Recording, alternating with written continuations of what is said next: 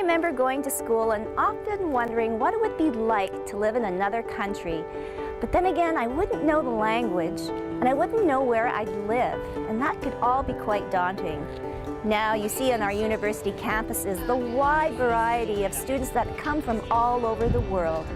Meet Giada. She's a grade 12 student at Shaftesbury High, and she's one of 39 international students completing their schooling right here in Winnipeg. Today, we'll delve into the diverse and multicultural community of the international students and the people who mentor and support them. This is Where You Live.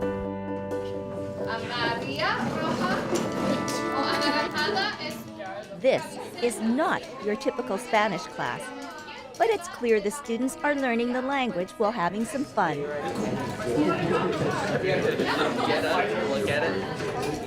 Giada has made many friends this year, thanks to the welcoming environment created by Principal Catherine Birch and her Shaftesbury High School students and staff.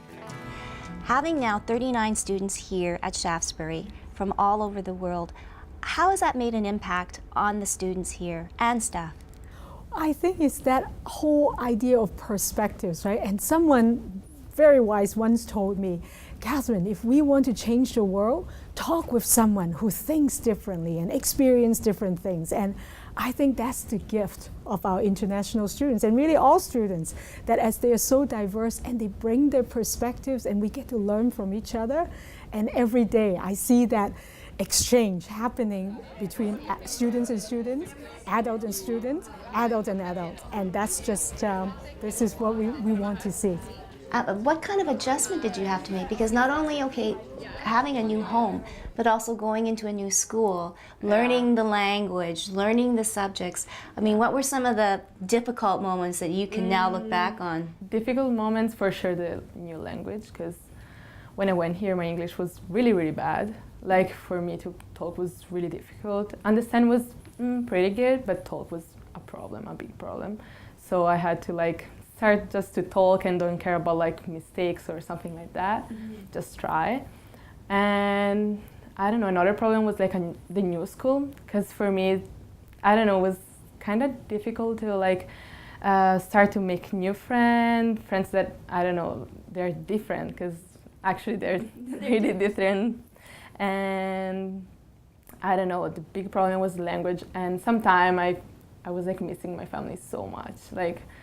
I was feeling really bad, but I don't know, I just need to call them, and I'm okay, I'm totally okay, because I like my life here, and I don't know, I'm really okay, so. What have you learned about our culture, and in particular, your peers, your colleagues at school? What have you learned about Winnipeggers? School is really different. In Italy, it's more study, study, study. Here is more I don't know, you have a relationship with the teacher, so that's really good. It helps you to study and to want to learn something else, something new. Something that in Italy we don't really have. It's just oh, you have to study and nothing else. No fun. Here is fun, but at the same time you learn something. So I really enjoy go to school. I like when I wake up and I go to school, I'm pretty excited actually. The International Student Program began in 1995 at Vincent Massey Collegiate with only 10 students.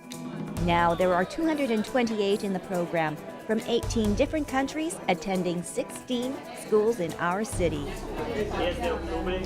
I've always thought of Canada as a beautiful place, and I really wanted to improve my English skills in general. I happened to come to Manitoba because I chose it because I could have earned a diploma here, and it was a really great opportunity.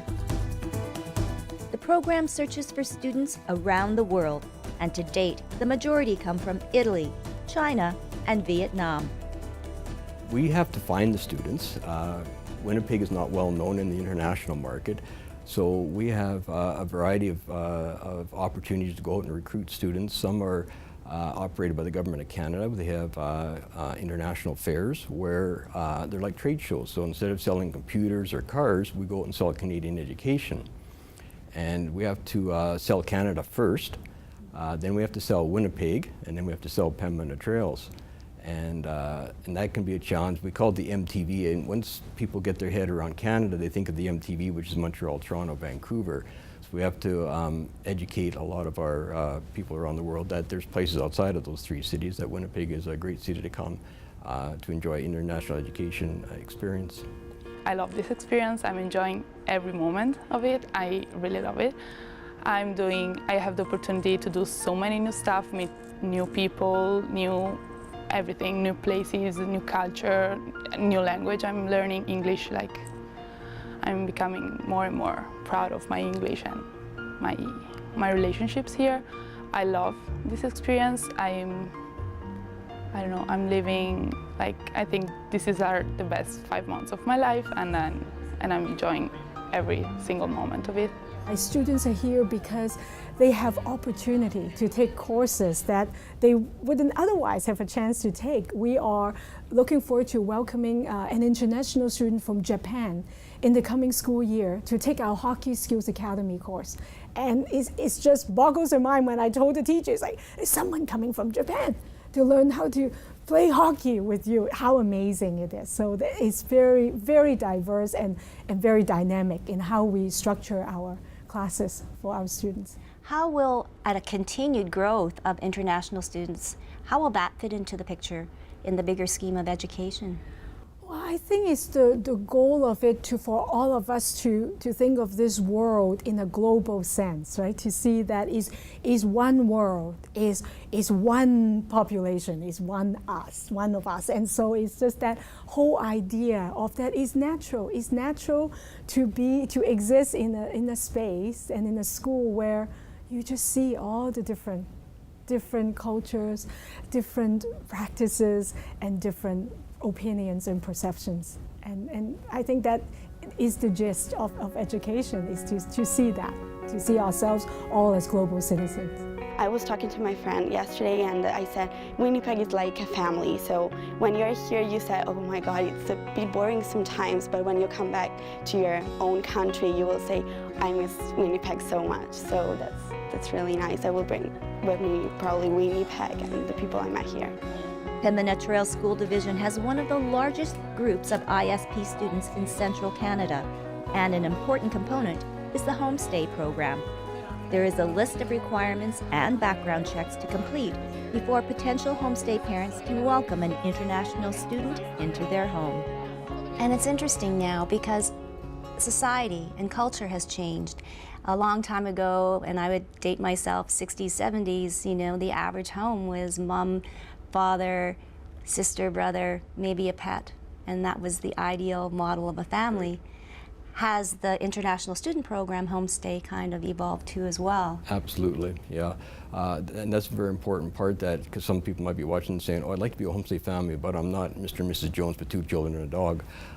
We educate we have agents around the world who recruit on our behalf when we're not there, so always looking out for students who want to study in Winnipeg and the Pembina Trails.